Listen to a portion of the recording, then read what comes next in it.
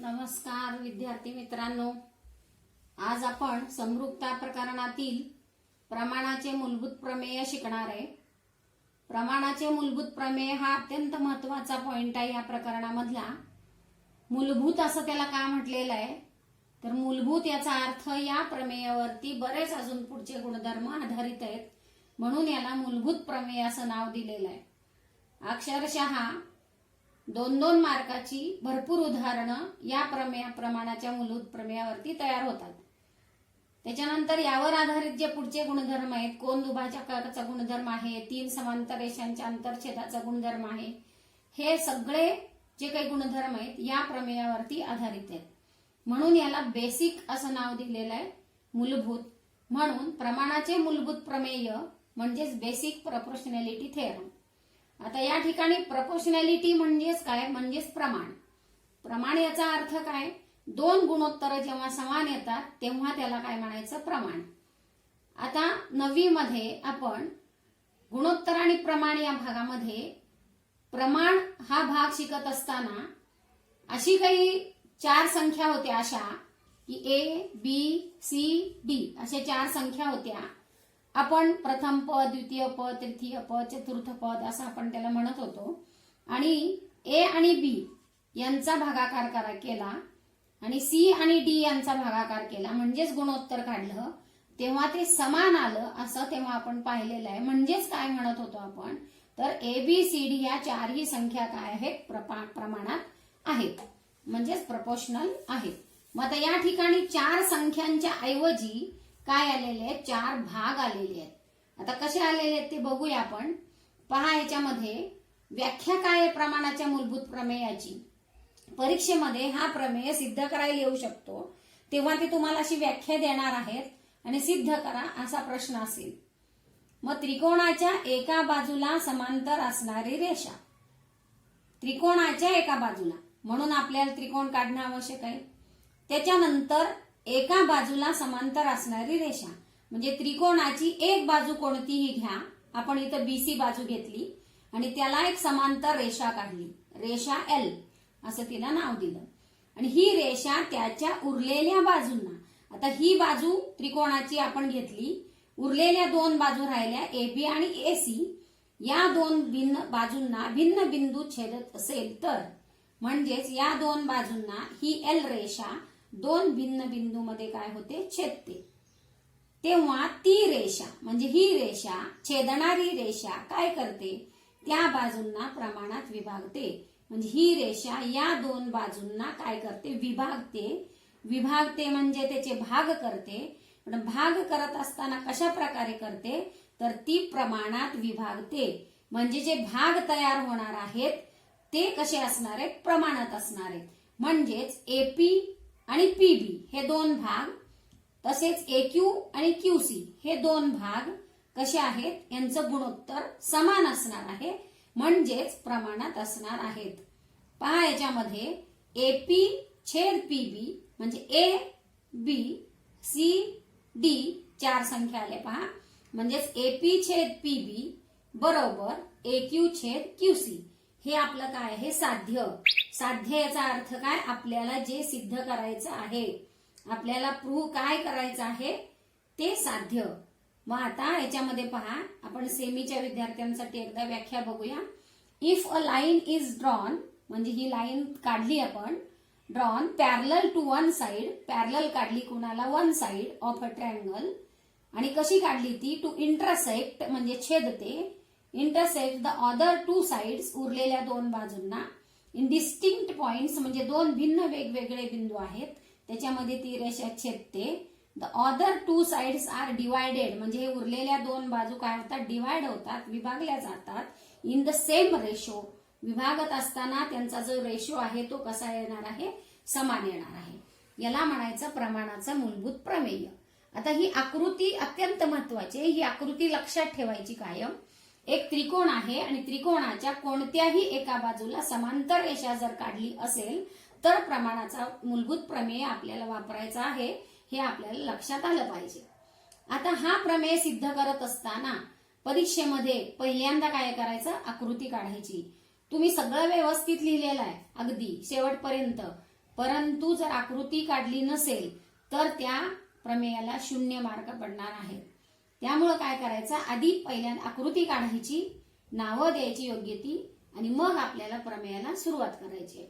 आता पहा, या त्रिकोणामध्ये जे आपल्याला नावं दिसत आहेत, काही कोण कोणाला समांतर आहे, कोण कोणाला छेदतय, त्यांची नावं, हे सगळं जे आपल्याला या ठिकाणी आकृतीमध्ये आपण पाहू शकतो ते सगळं म्हणजेच काय आहे, पक्ष. त्यालाच म्हणायचंय गिवन. जे आपल्याला दिसतं ते आपण लिहायचं, मग ते म्हणजेच आहे पक्ष. प्रत्येक पॉइंटला वेगवेगळे मार्क असणार आहेत, म्हणजेच मार्कांचं काय झालेली असणार आहे, विभागणी झालेली असणार आहे. आकृतीला काही मार्क, पक्षाला काही मार्क, साध्याला काही मार्क, रचनेला मार्क असणार आहेत. त्याच्यानंतर सिद्धतेतल्या पायऱ्यांना मार्क असणार आहेत. बघा आता या ठिकाणी त्रिकोण ABC मध्ये पक्ष लिहिलेला आहे. त्रिकोण ABC मध्ये आता जे नाव दिलं असेल ते ABC द्यायला पाहिजे असं काही नाही, तुम्ही कोणती दुसरी नावं लिहू शकता. आता ABC मध्ये रेषा L ही समांतर आहे कुणाला, बाजू BC ला. नंतर रेषा L ही बाजू AB ला P मध्ये छेदते व बाजू AC ला Q मध्ये छेदते. एवढं आपल्याला या ठिकाणी आकृतीमधून समजतं. ते आपण त्या आकृतीमधून पाहून आपण पक्षमध्ये लिहिलं. आता आपल्याला जे सिद्ध करायचं आहे, AP छेद PB बरोबर AQ छेद QC, हे आपलं काय आहे, साध्य, ते आपण लिहिलं. त्याच्यानंतर आपण काय करूया, याच्यामध्ये एक रचना करावी लागेल. कारण ज्यावेळी आपण एखादा प्रमेय सिद्ध करतो तेव्हा कोणता तरी गुणधर्म आपल्याला यामध्ये दाखवावा लागतो. आता आपण कोणते गुणधर्म यामध्ये दाखवणार आहोत, जे आपण 1.1 मध्ये शिकलोय की दोन त्रिकोणांच्या क्षेत्रफळाचं जे काही गुणोत्तर आहे ते एकतर पाया समान असेल तर उंचीच्या प्रमाणात होतं, उंची समान असेल तर पायाच्या प्रमाणात होतं. तसंच आपल्याला या ठिकाणी दोन त्रिकोण असे तयार करायचे आहेत की त्यांची उंची काय असेल, समान असेल. अशा प्रकारचे दोन त्रिकोण आपल्याला तयार करायचे आहेत. त्यासाठी आपण रचना करूया. रचना करत असताना आपण काय करूया, P आणि C हे जोडून घेऊया. त्याच नंतर B आणि Q हे जोडून घेऊया.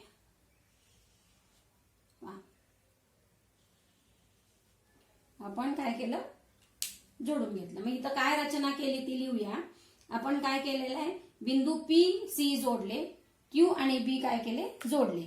किंवा आपण रेख म्हणजेच रेषाखंड काढला, रेख PC व रेख QB काढा म्हणजेच काढला. आपण काय केला, तो काढला. आता पहा, याच्यामध्ये रचना झाल्यानंतर आपल्याला दोन त्रिकोण कोणते घ्यायचे आहेत ते ठरवायचं आणि ते आपल्याला सिद्धतेमध्ये लिहायचं आहे. मग आपण सिद्धता लिहायला सुरू करू. सिद्धता म्हणजेच काय, प्रूफ. आपल्याला प्रूफ द्यायचा आहे त्याचा. आता सिद्धतामध्ये बघा, या ठिकाणी आपल्याला दोन त्रिकोण कोणते घ्यायचे आहेत. आता पहिला त्रिकोण घेऊया आपण, वरचा APQ हा त्रिकोण घेतला. आता सांगा, यामध्ये ह्याचा पाया आपण AP घेतला तर आपल्याला ह्याच्यामध्ये या APQ ची उंची कुठे आहे ते आपल्याला काय करावं लागेल, दाखवावी लागेल. आता पहा, ती उंची आपण कुठं दाखवूया, कशी दाखवता येईल त्याची उंची. तर या ठिकाणी त्रिकोण APQ आणि त्रिकोण PQB हे दोन त्रिकोण आपल्याला घ्यायचे. आता APQ हा जो त्रिकोण आहे वरचा, त्याचा पाया आपण AP घेतला तर आपल्याला त्याची उंची दाखवावी लागेल. पहा, आता AP पाया म्हटल्यानंतर या पायावर उंची असते, तर आपण या Q पासून AP वरती लंब टाकूया. म्हणजे या ठिकाणी R नाव देऊया आणि QR ही त्याची काय होईल, उंची होईल. म्हणजेच त्रिकोण APQ याचा पाया AP आणि QR ही त्याची उंची होईल. म्हणजेच दोन त्रिकोण जे आपण घेतलेले आहेत APQ आणि PQB हे दोन त्रिकोण, ह्या दोन त्रिकोणामध्ये APQ चा पाया AP आणि उंची QR. आता पहा, याच्यामध्ये PQB हा जो लहान त्रिकोण आहे, या त्रिकोणामध्ये PB हा काय झाला, पाया, आणि हा जो त्रिकोण आहे तो विशालकोन त्रिकोण आहे. विशालकोन त्रिकोणाची जी उंची असते ती त्रिकोणाच्या बाहेर असते. म्हणजेच पहा, हा जो त्रिकोण आहे तो अशा प्रकारचा त्रिकोण आहे आणि याची जी उंची आहे ती अशी बाहेर असणार आहे इथं. म्हणजेच पाया पीबी आणि ही त्याची काय झाली उंची क्यू आर. म्हणजे पी क्यू बी पाया पीबी आणि उंची झाली क्यू आर. म्हणजे दोन्ही त्रिकोणाची काय झाली उंची समान झाली. म्हणजेच हे दोन त्रिकोण उंची समान असलेले दोन त्रिकोण झाले.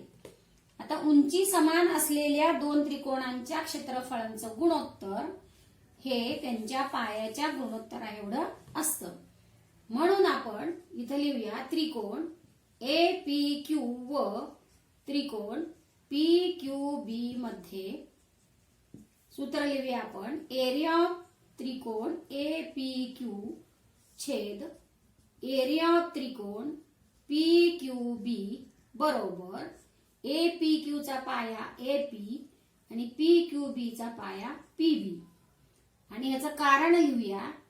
हे समान उंचीचे त्रिकोण आहेत किंवा समान उंची असं लिहिलं तरी चालतं. समान उंचीचे त्रिकोण ह्याला समीकरण 1 असं आपण नाव देऊया. त्याच्यानंतर त्याच प्रकारचे आपल्याला दोन त्रिकोण घ्यायचे अजून. पहा, पहिला त्रिकोण पुन्हा ए पी क्यू घेतला. आता या ठिकाणी पाया आपण इकडच्या बाजूचा घेऊया. पाया ए क्यू घेतला आणि उंची आपल्याला दाखवायची आहे पुन्हा या ठिकाणी. ही त्याची उंची झाली इकडे अशी पी पासून. इथं आपण एस नाव देऊया. म्हणजेच ए पी क्यू पाया ए क्यू आणि उंची झाली पी एस. आता दुसरा त्रिकोण घेऊया. कोणता? पी क्यू सी हा त्रिकोण घेऊया.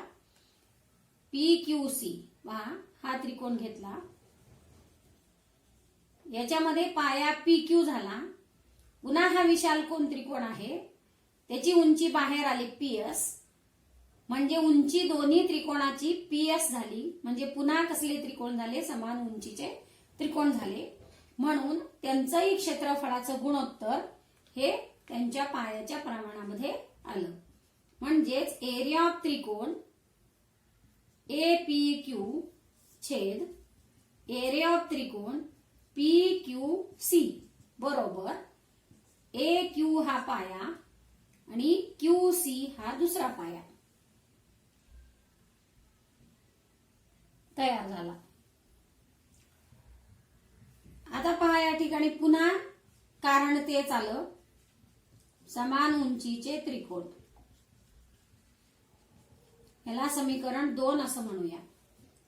आता आपल्याला या दोन्ही समीकरण 1 आणि 2 मध्ये आपल्याला जे सिद्ध करायचं होतं ते साध्य एपी छेद पी बी समीकरण 1 मध्ये आहे. ए क्यू छेद क्यू सी समीकरण 2 मध्ये आहे. म्हणजे ही दोन्ही गुणोत्तर समान दाखवायची असतील म्हणजे समीकरणाच्या ज्या उजव्या बाजू आहेत त्या समान दाखवायच्या असतील तर डाव्या बाजू पण आपल्याला समान दाखवाव्या लागतील. आता डाव्या बाजू समान म्हणजेच ही गुणोत्तर आहेत. आता ही गुणोत्तर समान कधी होतील जेव्हा अंश आणि हा अंश समान असेल. या गुणोत्तराचा छेद या गुणोत्तराचा छेद समान असेल. आता बघूया आपण. अंश तरी समान दिसतोय तुम्हाला. एरिया ऑफ त्रिकोण ए पी क्यू समान आहे. छेद मात्र पी क्यू बी आहे पी क्यू सी आहे. याचा अर्थ काय? पी क्यू बी या त्रिकोणाचं क्षेत्रफळ आहे आणि दुसऱ्या बाजूला पी क्यू सी चं क्षेत्रफळ आहे. म्हणजे हे जे दोन त्रिकोण आहेत त्यांची क्षेत्रफळ या छेदाला आहेत. म्हणजेच हे छेद समान दाखवायचेच. याचाच अर्थ काय? पी क्यू बी चं क्षेत्रफळ हे पी क्यू सी च्या क्षेत्रफळा एवढं आहे. हे जर आपल्याला सिद्ध करता आलं तर छेद समान होतील. अंश समान आहेत म्हणजे ही दोन गुणोत्तर समान होतील. म्हणजेच दोन्ही समीकरणाच्या डाव्या बाजू समान होतील म्हणून उजव्या बाजू पण समान दाखवता येतील. असं आपल्याला या प्रमेयामध्ये करायचंय. तर पहा, हे दोन त्रिकोण जे आहेत पी क्यू बी आणि पी क्यू सी हे दोन त्रिकोण यांची क्षेत्रफळ कधी समान होतील? जेव्हा त्यांचा पाया समान असेल आणि उंची सुद्धा समान असेल. आता बघूया आपण. पी क्यू बी हा जो त्रिकोण आहे. आता पहा, ह्या दोन समांतर रेषा आहेत आणि या समांतर रेषांमध्ये दोन त्रिकोण काढलेले आहेत.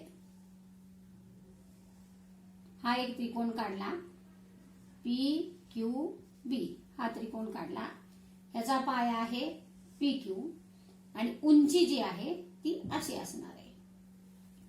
त्याचबरोबर पी क्यू सी, इथं सी नाव आहे, हा त्रिकोण झाला, पाया झाला पी क्यू आणि ह्याची उंची झाली या ठिकाणी.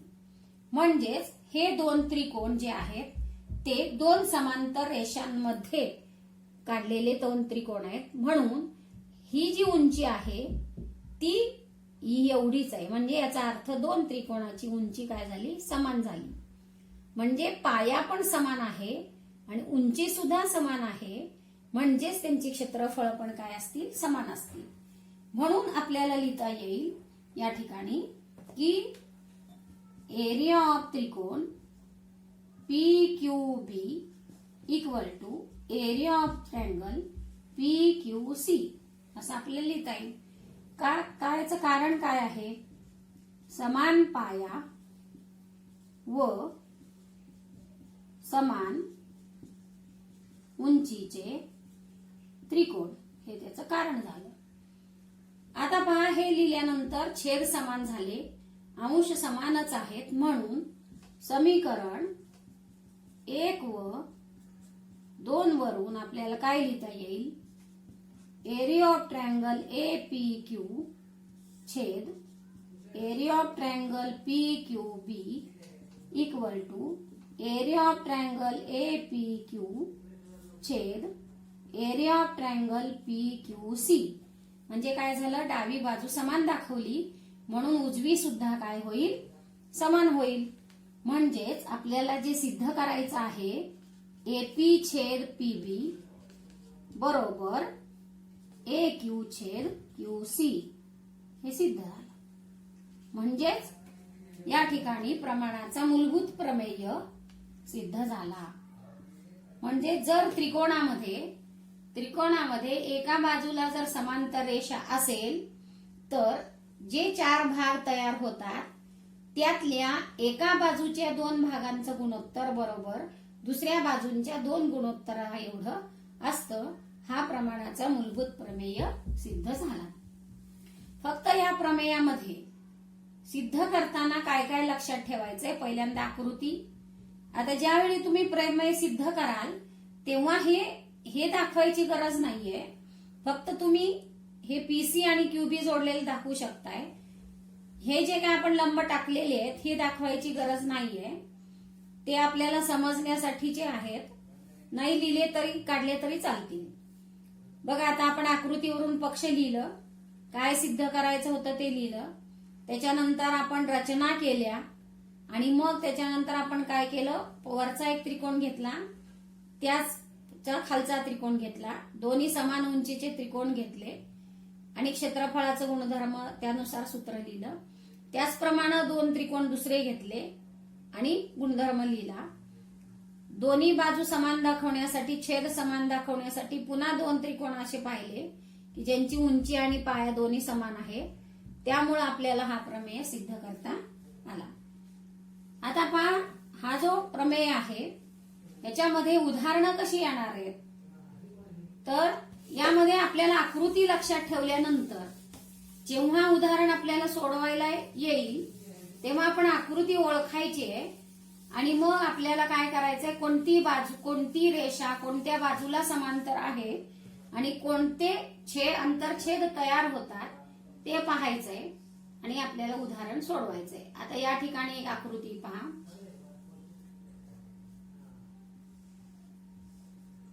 अशी मी आकृती काढली एक, पी क्यू आर एस आणि टी असं नाव दिलं आणि सांगितलं की रेषा एल समांतर आहे पी आर ला. हे वाक्य खूप गरजेचं आहे. हे जर दिलं नसेल तर आपण प्रमाणाच्या मूलभूत प्रमेयाचा विचार करू शकत नाही. म्हणजे रेषा टी एस ही पी आर ला काय झाली, समांतर झाली. म्हणून आपण गुणोत्तर कसं लिहिणार आहोत, क्यू टी छेद टी पी बरोबर क्यू एस छेद एस आर असं आपण सूत्र लिहिलं. आता त्याच्यामध्ये आपल्याला समजा किमती दिल्या असतील तर आपल्याला त्या किमती काय करायचे, किमती घालायचे. 3 आणि 6 दिलं. इथं समजा 4 आणि 8 या किमती दिलेल्या आहेत. आपण किमती घालूया. 3/6, 4/8. तर भाग घालूया. 3 एकी 3, 3 दोन्ही 6, 4 एके 4, 4 दोन्ही 8. आता पहा असं दिसलं 1/2 बरोबर 1/2. याचा अर्थ काय झालं? गुणोत्तर प्रमाणात आहेत. मग गुणोत्तर प्रमाणात आहेत याचाच अर्थ काय आहे? ही रेषा एल जी काढलेली रेषा आहे ती PR ला समांतर आहे. आता जो आपण बेसिक प्रपोर्शनॅलिटी थेरम शिकलो म्हणजेच प्रमाणाचं मूलभूत प्रमेय शिकलो त्याच्याच उलट जर सांगायचं झालं तर त्याला कॉन्व्हर्स म्हणायचं म्हणजेच व्यत्यास म्हणायचं. हा जो व्यत्यास आहे तो कसा सांगता येईल? जर त्रिकोणामध्ये एका रेषेमुळं जर 2 बाजू विभागल्या गेल्या असतील तर त्यांच्या भागांचं गुणोत्तर जर समान येत असेल तर ही रेषा विभागणारी रेषा ही त्रिकोणाच्या त्या बाजूला काय असते? समांतर असते. म्हणजेच आपल्याला जर गुणोत्तर समान असली तर रेषा समांतर आणि रेषा समांतर असेल तर गुणोत्तर समान, असे हे एकमेकांचे काय आहेत? व्यत्यास आहेत. मग काही गणित अशी पण असणार आहेत की ही बाजू याला समांतर आहे का ते ठरवा, कारण लिहा. मग आपण अशा किमती घालायच्या, समान आलंय का पाहायचं आणि काय कारण लिहायचं की प्रमाणाच्या मूलभूत प्रमेयाच्या व्यत्यासानुसार रेषा एल ही PR ला समांतर आहे. हा एक प्रकार झाला. त्याच्यानंतर पहा अजून उदाहरणं कशी असू शकतात. समजा या ठिकाणी ही किंमत दिली नाही, QS काढा असं सांगितलेलं आपल्याला. QS ची किंमत काढा. मग आता आपण काय करणार? या ठिकाणी पुन्हा किमती भरणार आहे. QT 3, TP 6, QS दिलेलं नाहीये तसंच लिहूया. SR 8. आता काय करायचं? तिरकस गुणाकार. 3 गुणिले 8 बरोबर 6 गुणिले QS. आता काय करूया? QS बरोबर 3 गुणिले 8/6. आता इथं गुणाकार करून भाग देऊ शकताय, भागाकार करून गुणाकार करू शकताय. दोन्ही पैकी काही चालणार आहे. 8 त्रिक 24/6, 6 एके 6, 6 चोक 24. QS ची किंमत किती आली? 6. म्हणजे आपल्याला या चारही भागांपैकी कोणत्याही एका भागाची किंमत आपल्याला याप्रमाणे काढता येईल. अशा प्रकारची पण उदाहरणं असणार आहेत. म्हणजे प्रमाणाच्या मूलभूत प्रमेयामध्ये आपल्याला 2 प्रकारची उदाहरणं असतील. काही वेळेला ही पूर्ण किंमत दिलेली असेल, त्यातल्या एका भागाची किंमत दिली असेल, ह्याची आपल्याला काढून घ्यावी लागेल. समजा हे 12 दिलं असेल, हे पूर्ण QR 12, तर आपल्याला काय करता येईल? QS कसं ठरवता येईल? या 12तून हे 8 काय करायचे? वजा करायचे. म्हणजे ही किंमत आपल्याला 4 मिळेल. म्हणजे प्रत्येक गणितामध्ये काहीतरी नवीन असणार आहे, ते आपल्याला शोधून उदाहरणं सोडवायची. आता पहा कशी वेगवेगळी उदाहरणं आकृती असू शकतात. बघा या ठिकाणी त्रिकोण कसे आहेत पहा. हा तर त्रिकोण आता आपण याच्या प्रमेयामध्ये शिकलोच आहे. त्रिकोण ABC समांतर रेषा L आहे, DE मध्ये छेदते आणि मग कशी गुणोत्तर तयार होतील? AD/DB बरोबर AE/EC तयार झालं. आता याच्यानंतर इथं थोडंसं वेगळं काय केलेलं आहे? या बाजूला समांतर दाखवण्याच्या ऐवजी इकडच्या बाजूला समांतर रेषा दाखवलेली आहे आणि ज्या बाजूला समांतर रेषा दाखवलेली असते त्याच्या समोरचा शिरोबिंदू घ्यायचा आणि तिथून नावं लिहायला सुरुवात करायची. म्हणजे रेषा L ही PR ला समांतर झाली आणि QT/TP. दुसरं गुणोत्तर QS/SR. म्हणजे जिथून आपल्याला पहिल्यांदा सुरुवात केलेली होती तिथूनच दुसऱ्या वेळी पण सुरुवात करायची. तिसऱ्या भागामध्ये इकडच्या बाजूला समांतर. आता ह्या बाजूला समांतर रेषा दाखवली, रेषा L DE मध्ये छेदते. आता गुणोत्तर कसं तयार होईल पहा. याच्या समोर C हा शिरोबिंदू घेतला. C पासून सुरुवात करूया. CD म्हणजे DC/AD बरोबर CE/EB असं झालं गुणोत्तर. आता या आकृतीमध्ये पहा थोडंसं काय केलेलं आहे. एकाच आकृतीमध्ये प्रत्येक बाजूला समांतर रेषा काढून एक लहान त्रिकोण आतमध्ये तयार झालेला आहे. मोठ्या त्रिकोणामध्ये एक लहान त्रिकोण तयार झाला आणि लहान त्रिकोणाची बाजू पहिल्या त्रिकोणाच्या बाजूला समांतर दाखवलेली आहे. म्हणजे पहा AC बाजू QR ला समांतर झाली, त्यामुळे भाग झाले PA AQ PC CR. आता याचं गुणोत्तर आहे PA छेद AQ PC छेद CR. आता दुसरी बाजू घेऊया आपण. BC समांतर आहे PQ ला, तर BC च्या समोर शिरोबिंदू R, RC छेद CP बरोबर RB छेद BQ. तुम्ही कोणती बाजू आधी लिहिली तरी चालते, ही पण लिहिली तरी चालते किंवा ही कशीही चालणार आहे. नंतर आता तिसरी बाजू पहा, AB समांतर PR घेतलं, मग कसं तयार होईल, याच्या समोरची शिरोबिंदू Q, QA छेद AP बरोबर QB छेद BR. अशा प्रमाणे काय होतील, उदाहरणं तयार होतील. आता ह्याच्यामध्येच मी किमती घालून तुम्हाला सोडवायला देते, तुम्ही ती सोडवायची उदाहरणं.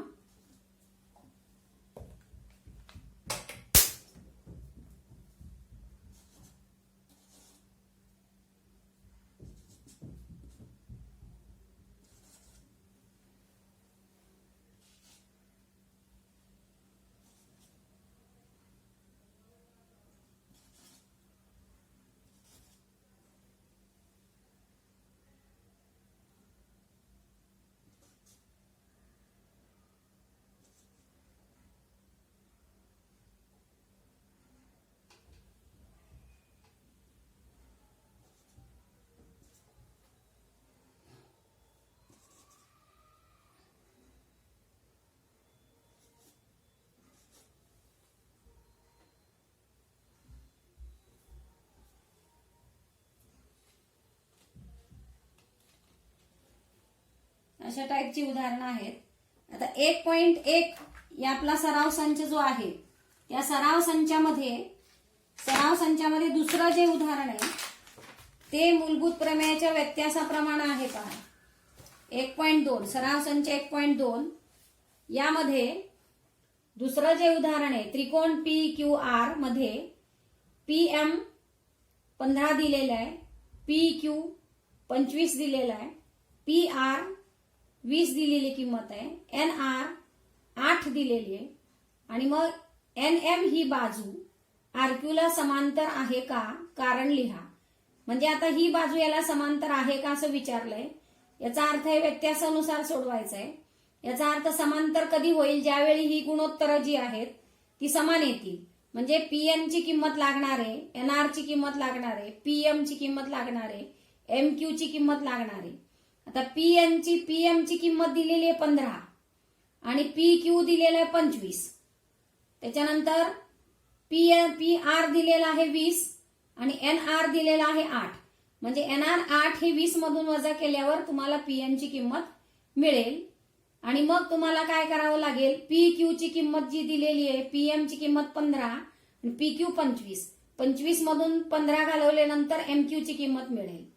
म्हणजे सगळ्या किमती 4 मिळतील आणि त्यावेळी गुणोत्तर लिहायचंय. आणि तुम्हाला व्यत्यासानुसार समान जर गुणोत्तर आली तर समांतर आहे हे तुम्हाला सांगायचंय. अशा प्रकारची उदाहरणं असणार आहेत. प्रमेय नीट सोडवा, न बघता सोडवण्याचा प्रयत्न करा. तुम्ही नावं बदलून सुद्धा प्रमेयाची प्रॅक्टिस करू शकता.